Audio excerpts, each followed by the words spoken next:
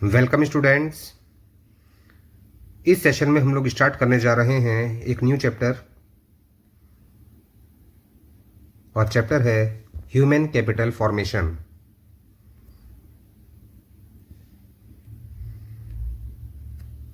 सबसे पहले समझिए ह्यूमन कैपिटल का मतलब क्या है। It refers to the stock of skill and expertise of a nation at a point of time. एक पर्टिकुलर पॉइंट ऑफ टाइम पर एक देश में जितना भी स्किल और एक्सपर्टाइज अवेलेबल है उसका पूरा स्टॉक, वही कहलाता है ह्यूमन कैपिटल। इसका मतलब ये एक स्टॉक कंसेप्ट है, क्योंकि इसे एक पर्टिकुलर पॉइंट पर मेजर किया जाता है। इसका समय से कोई लेना देना नहीं है। It is the sum total of skill and expertise of engineers, doctors, professors, workers of all types who are engaged in the process of production। यानी कोई भी व्यक्ति जो काम कर रहा है, चाहे वो किसी भी क्षेत्र में प्रोडक्शन कर रहा हो, चाहे वो गुड्स का प्रोडक्शन करे या वो सर्विसेज का प्रोडक्शन करे, चाहे वो कोई इंजीनियर हो, डॉक्टर हो, प्रोफेसर हो या कोई वर्कर ही क्यों ना हो, उन सभी के अंदर जो भी स्किल या एक्सपर्टाइज है एक पर्टिकुलर पॉइंट ऑफ टाइम पर एक देश के अंदर, वही कहलाता है ह्यूमन कैपिटल। स्किल का मतलब है टैलेंट, टैक्टिक्स, एबिलिटी, आर्ट, काम करने की कला, या मास्टरशिप। एक ही काम को करते करते व्यक्ति उस काम का मास्टर बन जाता है, वही कहलाता है मास्टरशिप। यानी कि व्यक्ति हो जाता है स्किल्ड। हिंदी में इसे कहा जाता है कौशल, युक्ति या प्रवीणता। एक्सपर्टाइज, इट मीन्स एक्सपर्टनेस, यानी कि आप काम में कितने एक्सपर्ट हैं, या फिर कह सकते हैं आपके पास स्पेशलाइजेशन किस चीज का है। क्लेवरनेस, आप काम में कितने चतुर हैं। एफिशिएंसी, आप में काम करने की कितनी क्षमता है। या मास्टरीज, यानी कि आप काम में कितने मास्टर हो चुके हैं। हिंदी में इसे कहा जाता है विशेषज्ञता, निपुणता या कार्य क्षेत्र में महारत हासिल कर लेना। तो ध्यान दीजिएगा इसी बात पर। Stock of skill and expertise of a nation, एक पर्टिकुलर पॉइंट ऑफ टाइम पर जो भी स्किल और एक्सपर्टाइज होगा एक देश में, वही उस देश का कहलाएगा human capital. Now human capital formation, it refers to the process of adding to the stock of human capital over time। यानी कि समय के साथ साथ हमने अपने देश में ह्यूमन कैपिटल का कितना स्टॉक बढ़ा लिया है। तो ह्यूमन कैपिटल का स्टॉक बढ़ाने का जो प्रोसेस है, जो समय के आधार पर मेजर किया जाता है, इसलिए इसको फ्लो कंसेप्ट माना जाएगा। ये स्टॉक कंसेप्ट और फ्लो कंसेप्ट, ये मैक्रो इकोनॉमिक्स के लिए बहुत ज़्यादा इंपॉर्टेंट टॉपिक है, और वही यहां पर भी अप्लाई हो रहा है। देखा जाए तो ह्यूमन कैपिटल ये एक स्टॉक कंसेप्ट है, क्योंकि इसे एक पर्टिकुलर पॉइंट पर मेजर किया जाता है। और ह्यूमन कैपिटल फॉर्मेशन ये फ्लो कंसेप्ट है, क्योंकि इसे ओवर द टाइम मेजर किया जाता है। ह्यूमन कैपिटल फॉर्मेशन एक प्रोसेस है ह्यूमन कैपिटल के स्टॉक को बढ़ाने का, कि कितने समय में हमारे देश में कितना ह्यूमन कैपिटल का स्टॉक बढ़ गया। जब इस चीज को मेजर करते हैं तो वही कहलाता है human capital formation.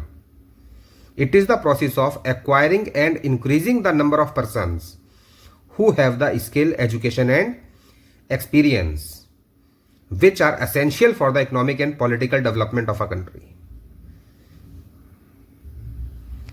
That means समय के साथ साथ हमारे देश में लोगों के पास कितना स्किल बढ़ा है, उनकी एजुकेशन कितनी बढ़ी है, उनका एक्सपीरियंस कितना बढ़ा है, और इस प्रकार के लोग कितने बढ़े हैं। यही कहलाता है ह्यूमन कैपिटल फॉर्मेशन, जो कि एक इकोनॉमी के लिए, एक कंट्री के लिए बहुत ज़्यादा आवश्यक है, ताकि उस कंट्री में आर्थिक और राजनीतिक विकास हो सके। विकास चाहे हमें देश में कैसा भी करना हो, उसके लिए ह्यूमन कैपिटल ही काम आता है। मशीनें अपने आप डेवलपमेंट नहीं कर सकती, डेवलपमेंट अगर करता है तो वो इंसान करता है, दैट मीन्स ह्यूमन कैपिटल। और समय के साथ साथ कितना विकास हुआ है, वही कहलाएगा ह्यूमन कैपिटल फॉर्मेशन। कि देश में समय के साथ साथ ह्यूमन कैपिटल का स्टॉक कितना बढ़ गया। Next, determination of human capital formation, यानी कि ह्यूमन कैपिटल फॉर्मेशन का निर्धारण कैसे होता है, या कह सकते हैं sources of human capital formation. इसके स्रोत क्या हैं। Point number 1, expenditure on education. अगर हम चाहते हैं कि ह्यूमन कैपिटल फॉर्मेशन हमारे देश में अच्छा हो, तो उसके लिए हमें पैसा खर्च करना होगा शिक्षा पर। एजुकेशन पर जो पैसा हम लोग खर्च करते हैं वो एक्सपेंस नहीं है, वो एक प्रकार का इन्वेस्टमेंट है। A person's total earnings during his life span would far exceed his initial expenditure on education. यानी कि एक इंसान अपनी लाइफ में जितना भी पैसा कमाता है वो बहुत ज़्यादा होता है उसके कंपैरिजन में जो पैसा वो अपने एजुकेशन पर खर्च करता है। जितना ज़्यादा पैसा खर्च करोगे एजुकेशन पर, उतना ही ज़्यादा पैसा कमाओगे आने वाले समय में।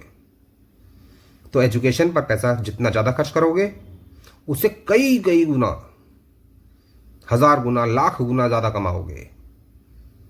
Returns on such expenditures are substantially large. यानी कि ये वो इन्वेस्टमेंट है जहां पर जितना भी पैसा आप खर्च करोगे उसके कंपैरिजन में रिटर्न्स बहुत बहुत ज़्यादा मिलते हैं। तो अगर हम चाहते हैं कि हमारे देश में ह्यूमन कैपिटल फॉर्मेशन अच्छा हो, तो हमें एजुकेशन पर पैसा खर्च करना चाहिए। Number 2, expenditure on health. अपने स्वास्थ्य पर पैसा खर्च करना चाहिए। A sound mind in a sound body. एक स्वस्थ शरीर में ही स्वस्थ दिमाग हो सकता है। तो अगर हम चाहते हैं कि हम अच्छे तरीके से काम कर सकें, तो उसके लिए शारीरिक रूप से स्वस्थ होना ज़रूरी है। तभी हमारा दिमाग तेज होगा और तभी हम लोग काम भी कर पाएंगे। It makes a man more efficient and can contribute more to GDP of the nation than a sick person. यानी कि एक एफिशिएंट पर्सन ज़्यादा योगदान दे सकता है जीडीपी में, अर्थात देश के प्रोडक्शन में, एक बीमार व्यक्ति के कंपैरिजन में। तो ज़रूरी है कि हम लोग पैसा खर्च करें अपने हेल्थ पर। यानी कि हमें अच्छी अच्छी चीज़ें खानी चाहिए जिनसे बॉडी को ताकत मिले। अगर बॉडी सही रहेगी, बिना बीमारी की रहेगी, तभी दिमाग भी अच्छे लेवल से काम कर सकेगा। Next, on the job training. It helps workers to sharpen their specialised skills and raise their level of efficiency. अगर हम लोग ऑन द जॉब ट्रेनिंग पर पैसा खर्च करते हैं, तो इससे हमारे जो स्किल्स हैं वो और ज़्यादा शार्प हो जाते हैं। यानी कि हमारा जो स्किल है वो और ज़्यादा निखरता है, हमारी कला और निखर के आती है, जिसकी वजह से हमारी काम करने की क्षमता बढ़ जाती है। तो हमें पैसा खर्च करना चाहिए एजुकेशन पर, हेल्थ पर और ऑन द जॉब ट्रेनिंग पर। इसके अलावा point number 4, study programmes for adults. देश में हमें पैसा खर्च करना चाहिए स्टडी प्रोग्राम्स पर, वो भी एडल्ट्स के लिए, क्योंकि अभी भी हमारे देश में ऐसे बहुत से लोग हैं जो एडल्ट होने के बावजूद भी पढ़े लिखे नहीं हैं। यानी कि उनकी उम्र काफ़ी ज़्यादा है, 18 साल, 20 साल, 25 साल, लेकिन वो पढ़ना लिखना भी नहीं जानते। It makes adult proficient in their work areas.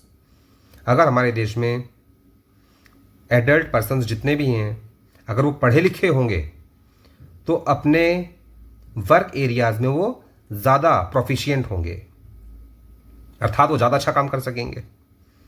एक पढ़ा लिखा आदमी ज़्यादा अच्छा काम करता है एक ऐसे व्यक्ति के कंपैरिजन में जो कि पढ़ा लिखा नहीं है। एंड एनहेंसेस देयर प्रोडक्टिविटी, जिससे कि उसका पर हेड प्रोडक्शन बढ़ जाता है। यानी उस व्यक्ति के द्वारा किया गया जो योगदान है वो ज़्यादा होगा प्रोडक्शन के अंदर। Point number 5, migration. It facilitates utilisation of inactive skills and facilitates fuller utilization of the skills of the people, but it involves cost. Migration का मतलब है एक क्षेत्र छोड़कर दूसरे क्षेत्र में जाना।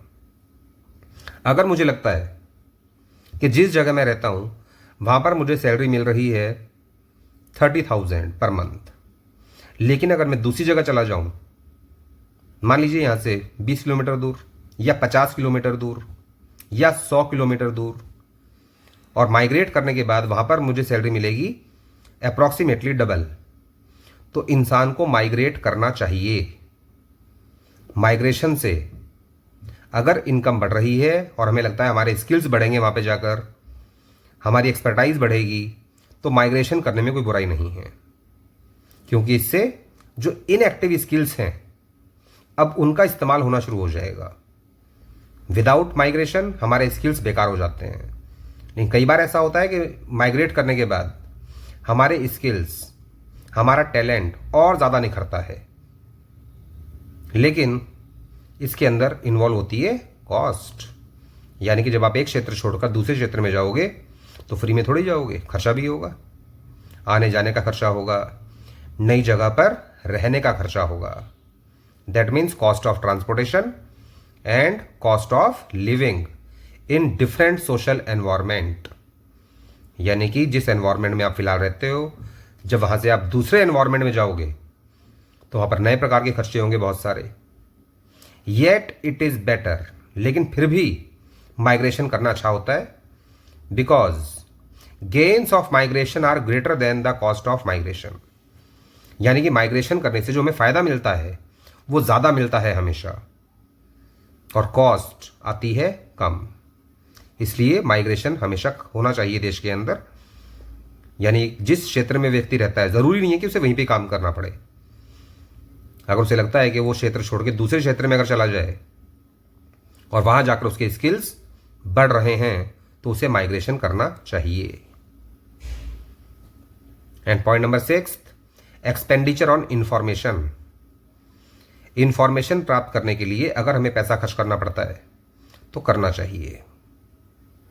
Information relating to job markets, कि जॉब मार्केट्स के बारे में हमें इंफॉर्मेशन चाहिए, कहाँ कहाँ पर कितनी जॉब्स निकल रही हैं। एंड एजुकेशनल इंस्टीट्यूशंस के बारे में अगर हमें इंफॉर्मेशन चाहिए कि अपने एजुकेशन लेवल को बढ़ाने के लिए हमें और कहाँ कहाँ से पढ़ाई करनी चाहिए। तो information relating to job markets and educational institutions offering specialised skills is productive for an individual. अगर हमें लगातार इंफॉर्मेशन मिलती है जॉब मार्केट्स के बारे में, एजुकेशन इंस्टीट्यूशंस के बारे में, तो इससे हमारी स्पेशलाइज्ड स्किल्स जो हैं वो और ज़्यादा प्रोडक्टिव हो जाते हैं। यानी कि हमारे अंदर प्रोडक्शन करने की क्षमता और बढ़ जाती है। It enables people to actualise their productive potential. इससे व्यक्ति अपने प्रोडक्टिव पोटेंशियल को पहचान सकता है और उसे प्राप्त भी कर सकता है। फिर नेक्स्ट टॉपिक,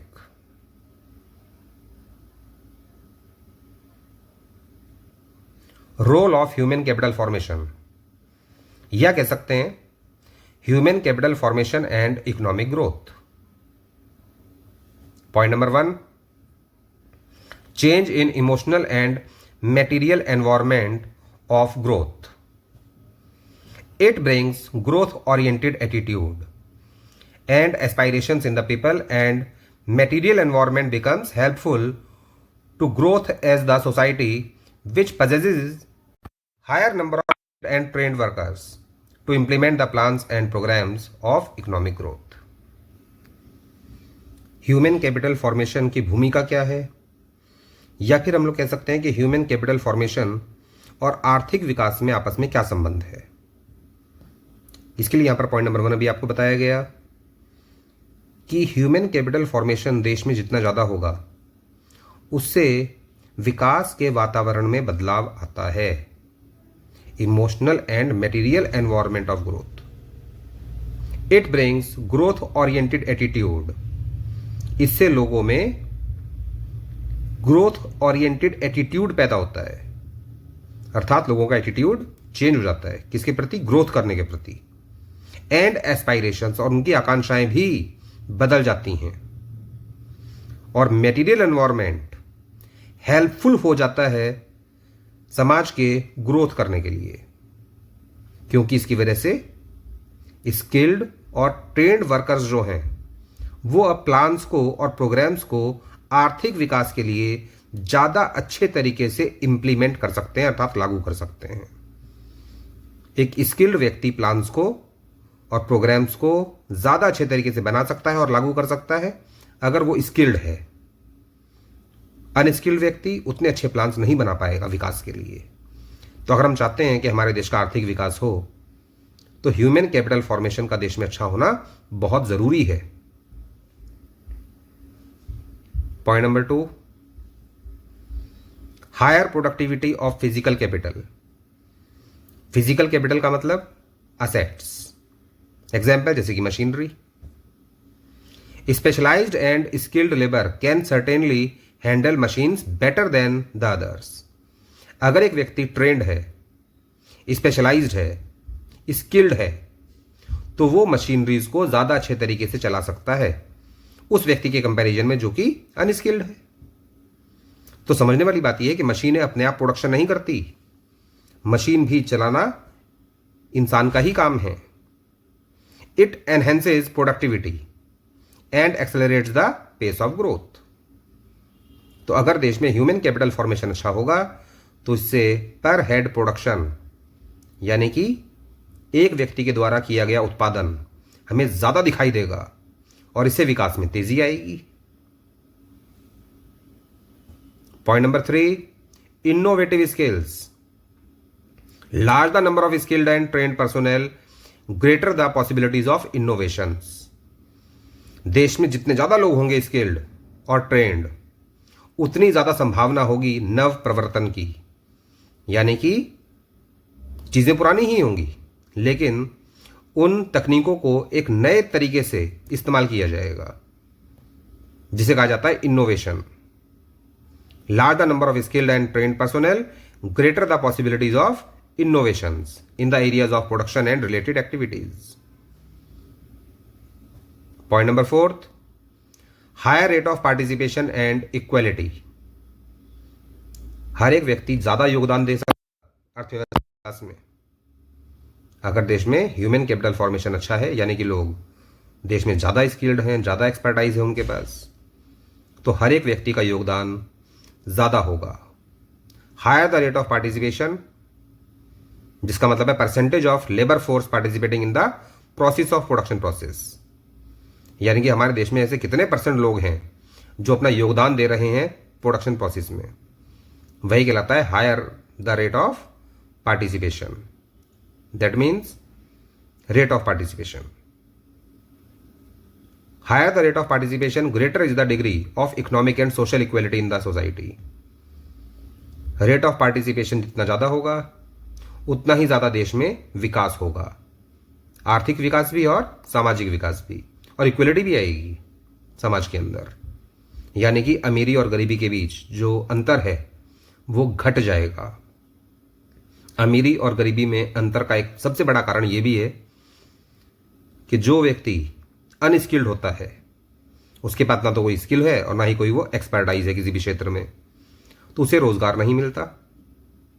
जब रोजगार नहीं मिलेगा तो इनकम नहीं होगी, इनकम नहीं होगी तो गरीब रह जाएगा, जिसकी वजह से अनइक्वल डिस्ट्रीब्यूशन ऑफ इनकम हमें देखने को मिलता है फिर इकोनॉमी में, कि एक व्यक्ति ऐसा है जो एक महीने के 5 लाख रुपए कमा रहा है और दूसरा व्यक्ति ऐसा है जो कि एक महीने के 5,000 भी नहीं कमा पा रहा है।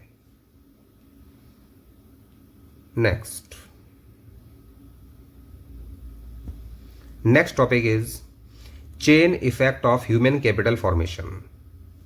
अगर देश में ह्यूमन कैपिटल फॉर्मेशन अच्छा किया जाए, समय के साथ साथ लोगों के स्किल्स को बढ़ाया जाए, उनके एक्सपर्टाइज को बढ़ाया जाए, तो उससे क्या होगा?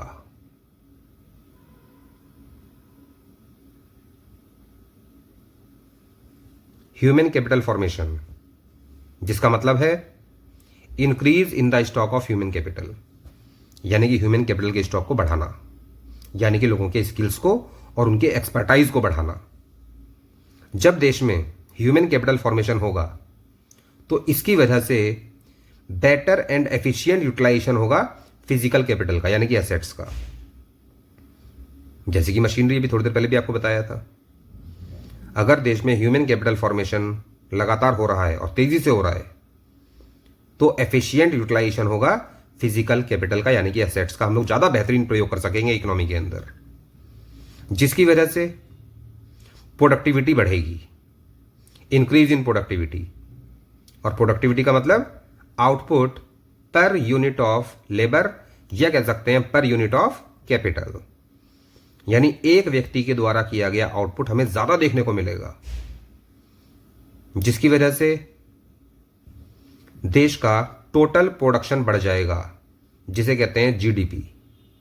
Increase in GDP growth along with higher rate of participation, या कह सकते हैं हायर रेट ऑफ एम्प्लॉयमेंट, अर्थात देश में रोजगार ज्यादा मिलेगा लोगों को, जिसकी वजह से टोटल प्रोडक्शन पूरी इकोनॉमी का हमें दिखाई देगा कि बढ़ रहा है। जब जीडीपी बढ़ेगा तो लोगों की इनकम भी बढ़ेगी, क्योंकि प्रोडक्शन से ही इनकम जनरेट होती है। Higher the level of income of the individuals and households, एक व्यक्ति की इनकम भी बढ़ेगी, परिवार की इनकम भी बढ़ेगी। और जब इनकम बढ़ती है तो फिर एक्सपेंडिचर भी बढ़ता है, अर्थात ये वही हो गया नेशनल इनकम वाला टॉपिक एक तरीके से देखा जाए तो। इनकम कहां से पैदा होगी? प्रोडक्शन से। और जब इनकम पैदा होगी तो फिर एक्सपेंडिचर भी होगा। Higher expenditure on education and health, जब व्यक्ति की इनकम ज्यादा होगी तो वो शिक्षा पर, स्वास्थ्य पर ज्यादा पैसा खर्च करेगा। और जब व्यक्ति ज्यादा पैसा खर्च करेगा एजुकेशन और हेल्थ पर, तो उससे फिर होगा ह्यूमन कैपिटल फॉर्मेशन। तो ये तो एक चक्र हो गया, एक सर्किल बन गया। ये यही कहलाता है chain effect of human capital formation. Next topic,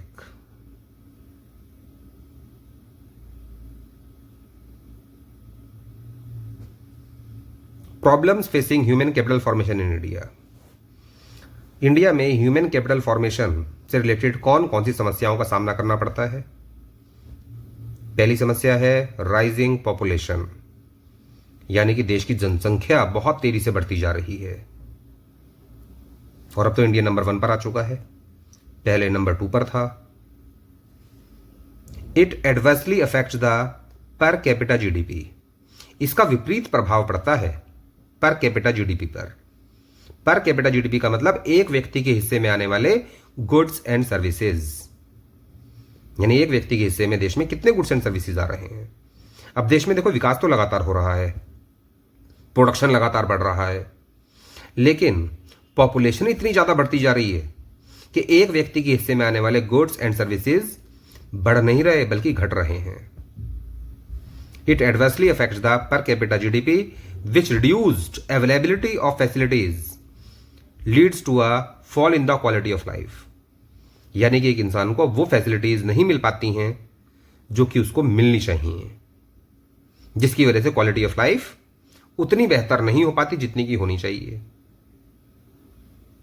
मान लीजिए एक व्यक्ति के केवल 2 बच्चे हैं और दूसरे व्यक्ति के 4 बच्चे हैं, इनकम दोनों की बराबर है, तो जिस व्यक्ति के 2 बच्चे हैं वो अपने बच्चों को ज्यादा फैसिलिटीज दे सकता है, उनकी एजुकेशन पर, उनकी हेल्थ पर ज्यादा पैसा खर्च कर सकता है, उनकी क्वालिटी ऑफ लाइफ को ज्यादा बेहतर बना सकता है। और जिस व्यक्ति के 4 बच्चे हैं, पैसा तो उसके पास भी उतना ही है, लेकिन उसकी जो इनकम है वो 4 लोगों में बटेगी, 4 बच्चों में। लेकिन जिस व्यक्ति के केवल 2 ही बच्चे थे, उसकी वही इनकम 2 बच्चों में बटेगी, तो उनके हिस्से में गुड्स एंड सर्विसेज ज्यादा आएंगे। यही बात देश पर भी लागू होती है।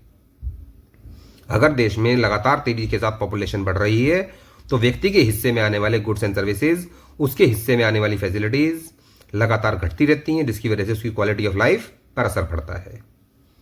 In turn this leads to a fall in the capacity to acquire specialised skills and knowledge, जिसकी वजह से व्यक्ति वो स्पेशलाइज्ड स्किल्स और नॉलेज हासिल नहीं कर पाता जो कि उसको करना चाहिए, क्योंकि उसमें इतनी क्षमता ही नहीं होती कि वो हासिल कर सके। उन्हें स्किल्स और एजुकेशन हासिल करने के लिए पैसा चाहिए, हमें एक्सपेंडिचर करना पड़ता है अपने एजुकेशन पर, अपने हेल्थ पर, इंफॉर्मेशन टेक्नोलॉजी पर।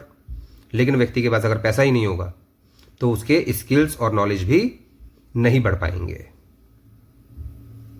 दूसरी समस्या है ब्रेन ड्रेन।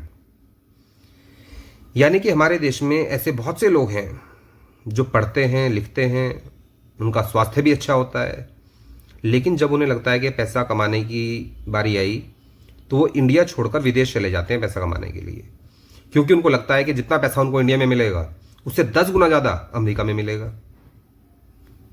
इसे ही बोलते हैं माइग्रेशन ऑफ नेशनल्स, यानी कि ब्रेन ड्रेन। दिमाग विकसित हुआ हमारे देश में, दिमाग स्वस्थ बना हमारे देश में, लेकिन काम आ रहा है वो दूसरे देश के। That means brain drain. Migration of nationals, जैसे कि scientists, doctors, engineers, educationalists etcetera to developed countries. Migration of nationals to developed countries that have higher calibre, अर्थात ये वो लोग थे जिनके अंदर बहुत ज़्यादा कैलिबर था, which slows down the process of human capital formation in the domestic economy. अब ये लोग देश से चले गए, जिसकी वजह से ह्यूमन कैपिटल फॉर्मेशन अब देश में धीरे धीरे हो पाएगा। अगर ये लोग देश के बाहर नहीं जाते बल्कि देश में ही काम करते, तो एक एजुकेटेड व्यक्ति जब देश में काम करता है तो वो अकेला ना जाने कितने दूसरे लोगों को एजुकेशन देता है। एक डॉक्टर जब काम करता है तो अपने असिस्टेंट्स को भी तो अपनी कला सिखाता है। एक इंजीनियर के अंडर में भी बहुत सारे लोग होते हैं, वो भी तो इंजीनियर से बहुत कुछ सीखते हैं। लेकिन जब यही लोग देश से चले जाएंगे तो लोग सीखेंगे कैसे? लोगों के स्किल्स कैसे डेवलप होंगे? उनका एजुकेशनल लेवल कैसे डेवलप होगा? और अगर होगा भी तो उसकी स्पीड कम हो जाएगी।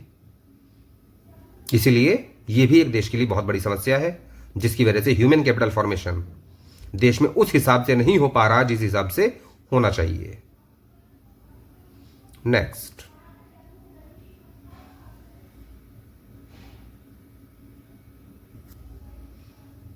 Point number 3, deficient man power planning. हमारे देश में मैन पावर प्लानिंग बिल्कुल भी ठीक नहीं है। पहले एग्जाम्पल समझ लीजिए। मान लीजिए किसी व्यक्ति ने कोई कोर्स किया हमारे देश में, कोई डिग्री प्राप्त की, और उसको जॉब का ऑफर मिला 50 लाख पर एनम का, यानी कि एक साल में वो कमाएगा 50 लाख। इतनी ज़्यादा इनकम को देखते हुए अब देश में क्या होगा? भेड़ चाल मच जाएगी उसी कोर्स को करने के लिए। बल्कि हो सकता है कि हमारे देश में उस पोस्ट के लिए केवल 100 वैकेंसीज ही हैं, लेकिन देश में 1 लाख लोग कम से कम ऐसे होंगे जो उसी कोर्स को करने में लग जाएंगे, जिसकी वजह से 1 लाख में से केवल 100 ही लोगों को जॉब मिल पाएगा और 99,900 लोग हो जाएंगे बेरोजगार। ये क्यों हुआ? मैन पावर प्लानिंग की कमी की वजह से। देश में लोगों को इससे कोई मतलब नहीं है कि किसी भी जॉब के लिए सीट्स कितनी हैं। केवल भेड़ चाल में वो लोग लगे हुए हैं डिफरेंट टाइप की डिग्रीज प्राप्त करने में, कोर्सेज करने में। Not enough efforts have been made to maintain the demand supply balance of the ever rising labour force. यानी कि डिमांड और सप्लाई में बैलेंस होना चाहिए। किस चीज की डिमांड सप्लाई? लेबर फोर्स की। किसी भी क्षेत्र में जितनी डिमांड है लगभग लगभग उतनी ही सप्लाई होनी चाहिए। अगर ऐसा होगा तो क्या होगा? हर व्यक्ति के पास काम होगा। लेकिन हमारे देश में क्या है? अधिकतर डिमांड तो है कम और सप्लाई हो रही है ज्यादा। और बहुत से क्षेत्र इसके उल्टे भी हैं, जिसमें डिमांड है ज्यादा लेकिन सप्लाई नहीं है। जैसे कि फॉर एग्जाम्पल देश में डॉक्टर्स की बहुत ज्यादा आवश्यकता है, लेकिन देश में कितने लोग ऐसे हैं जो सही तरीके से एमबीबीएस क्लियर कर रहे हैं या एमबीबीएस के लिए तैयारी कर रहे हैं? एक क्लास का ही एग्जाम्पल ले लीजिए आप। एक क्लास में 10th क्लास में अगर पूरे स्कूल के अंदर 100 स्टूडेंट्स हैं तो 10th क्लास के बाद उनके 3 कैटेगरीज में डिवाइड हो जाते हैं। यानी कि कुछ बच्चे जाते हैं ह्यूमैनिटीज में, कुछ जाते हैं कॉमर्स में, कुछ जाते हैं साइंस में। साइंस के अंदर भी बच्चों का बंटवारा हो जाता है। कुछ के पास होता है मैथ्स विद बायो, किसी के पास होता है maths with science, physics, chemistry वगैरह। बायो नहीं होती उसके पास। अब जिन बच्चों के पास बायोलॉजी है वही तो केवल डॉक्टर्स बन पाएंगे, और उनमें से भी कितने बच्चे ऐसे होते हैं जिनका लक्ष्य होता है डॉक्टर बनने का। देश में डॉक्टर्स की बहुत ज्यादा आवश्यकता है, लेकिन कर कितने लोग रहे हैं।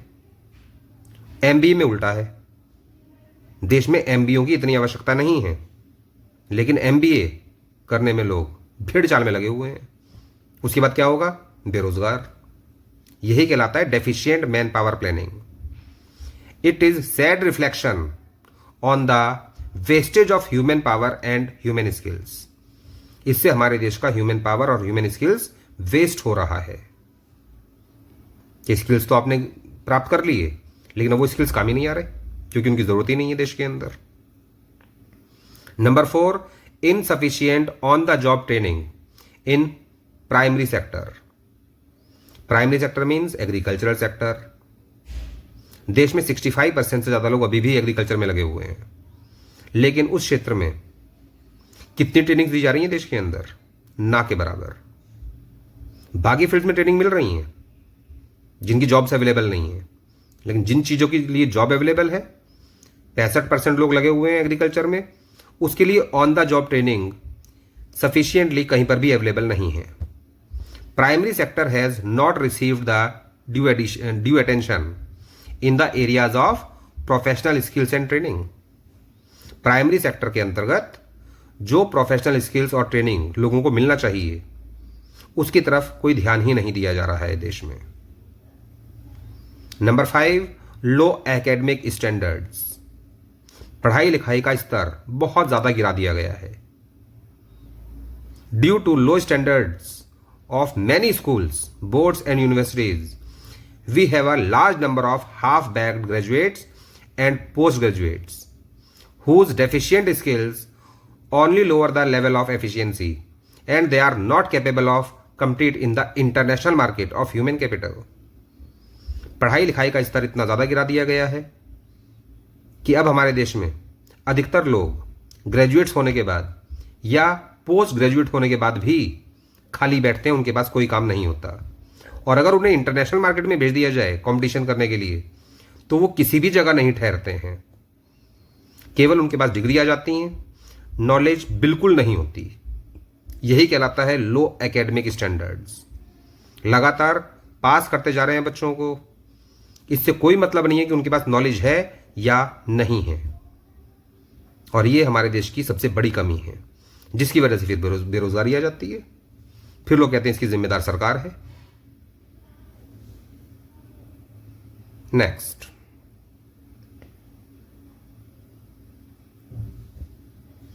Education as an essential element of human resource development.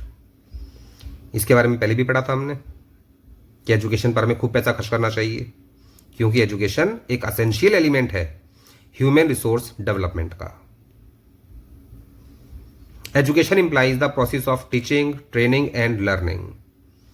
Education एक प्रोसेस है जिसके अंतर्गत लोगों को पढ़ाया जाता है, उनको सिखाया जाता है, उनको प्रशिक्षण दिया जाता है। और ये कहाँ दिया जाता है? स्पेशली इन स्कूल्स और colleges. It improves knowledge. Education से व्यक्ति की नॉलेज इंप्रूव होती है। अंडरस्टैंडिंग, व्यक्ति की समझ बूझ अच्छी हो जाती है, यानी कि उसका अंडरस्टैंडिंग लेवल हाई हो जाता है। एंड डेवलप्स स्किल्स, और उसके स्किल्स भी डेवलप होते हैं पढ़ाई लिखाई करने से। According to the census 2011, barely 74.04% of the population is literate, as against 90 to 95% literacy in developed countries of the world। यानी बाकी पूरे विश्व में देखा जाए तो जितने भी विकसित देश हैं वहां पर पढ़े लिखे इंसान 90 to 95% हैं, और इंडिया में 2011 सेंसस के अनुसार, यानी जनगणना के अनुसार, केवल 74% के आसपास ही लोग पढ़े लिखे थे देश में। यानी कि 100 में से 26 लोग अभी भी ऐसे हैं जो कि अनपढ़ हैं, ना वो पढ़ना जानते हैं ना लिखना जानते हैं। Literacy just refers to the ability to read and right.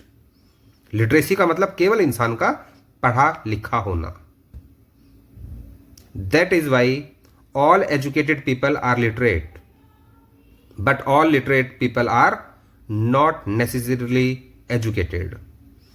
यानी कि जो व्यक्ति एजुकेटेड होगा उसे हम लोग कह सकते हैं कि इंसान पढ़ा लिखा है, लेकिन हर एक पढ़े लिखे इंसान को हम लोग एजुकेटेड नहीं कह सकते। अगर व्यक्ति केवल पढ़ना और लिखना जानता है तो वो एजुकेटेड नहीं कहलाएगा, लेकिन हर एजुकेटेड व्यक्ति लिटरेट कहलाएगा। Next, importance and objectives of education. Point number 1, education produces responsible citizens. Education एक व्यक्ति को जिम्मेदार बनाती है, जिम्मेदार नागरिक। Point number 2, develops science and technology. देश में जितने ज्यादा लोग एजुकेटेड होंगे, साइंस और टेक्नोलॉजी भी उतनी ही ज्यादा देश में डेवलप होगी। Number 3, it facilitates use of natural and human resources of all regions of the country. यानी कि एजुकेशन की वजह से देश के रिसोर्सेज बर्बाद नहीं होंगे, बल्कि उनका ज्यादा अच्छे तरीके से इस्तेमाल किया जा सकेगा, जिसे बोलते हैं optimum utilisation of resources.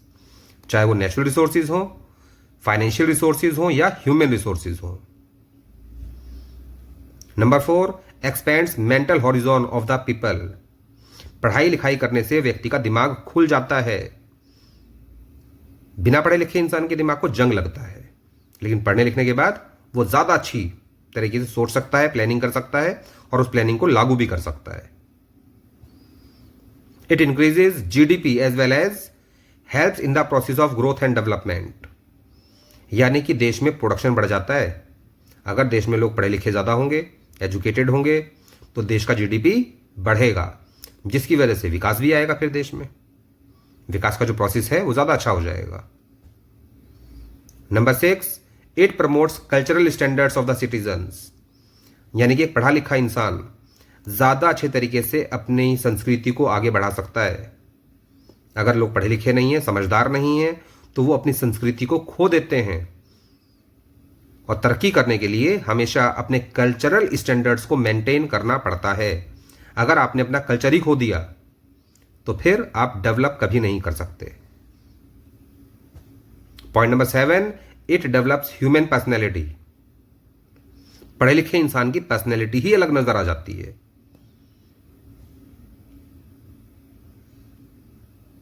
Next, need for government intervention in education and health. Education और हेल्थ में गवर्नमेंट का इंटरवेंशन जरूरी क्यों है? Point number 1, education sector needs huge investment with a very high fixed expenditure. Education sector में बहुत ज्यादा पैसा इन्वेस्ट करना पड़ता है। Fixed expenditure means fixed assets में ज्यादा पैसा इन्वेस्ट करना पड़ता है, बिल्डिंग बनाने में, फर्नीचर में, और भी बहुत सारी चीजें होती हैं। प्राइवेट सेक्टर भी पैसा खर्च करता है इन चीजों पर, लेकिन वो फिर फीस बहुत ज्यादा वसूल करता है। और हमारे देश में अधिकतर लोग ऐसे हैं जिनके पास इतना पैसा ही नहीं है कि वो उस फीस को अफोर्ड कर सकें। इसलिए फिर गवर्नमेंट को एजुकेशन में पैसा खर्च करना पड़ता है और बहुत ही कम रेट पर एजुकेशन अवेलेबल करानी पड़ती है देश के लोगों को। Point number 2, due to profit motive private sector can not provide education and health facilities at low price. चाहे एजुकेशन हो चाहे हेल्थ हो, प्राइवेट सेक्टर कभी भी उसे सस्ता नहीं बेचता। आप प्राइवेट हॉस्पिटल्स को देख लीजिए, प्राइवेट स्कूल्स को देख लीजिए, हर चीज में उनको इनकम चाहिए, प्रॉफिट चाहिए। Point number 3, people in our country can not afford high prices for education and health, so they need subsidies. अधिकतर लोग हमारे देश में ऐसे हैं, वो हाई प्राइस की एजुकेशन या हेल्थ को अफोर्ड नहीं कर सकते। उनके बस का ही नहीं, इनकम ही नहीं है उनके पास इतनी, इसलिए उनको सब्सिडीज चाहिए। स्कूल की तरफ से किताबें भी मुफ्त चाहिए, ड्रेस भी मुफ्त चाहिए, मिड डे मील भी चाहिए, एक समय का खाना। क्योंकि वो गरीब हैं, उनके पास इतना भी पैसा नहीं है कि वो एक समय का खाना खा सकें इंटरवल में स्कूल के। वो भी स्कूल ही उनको अवेलेबल कराता है, प्राइवेट स्कूल में कहीं अवेलेबल नहीं कराया जाता इस तरीके से। और अगर प्राइवेट स्कूल इन चीज़ों को अवेलेबल कराने लगा तो फीस डबल से क्या ट्रिपल कर देगा, फिर 3 गुना ज़्यादा, जो एक आम इंसान झेल ही नहीं सकता। That's all for the chapter. यहां पर आपका चैप्टर तो समाप्त हो जाता है, लेकिन अभी क्वेश्चंस करेंगे जो कि कराएंगे नेक्स्ट सेशन में। Thank you.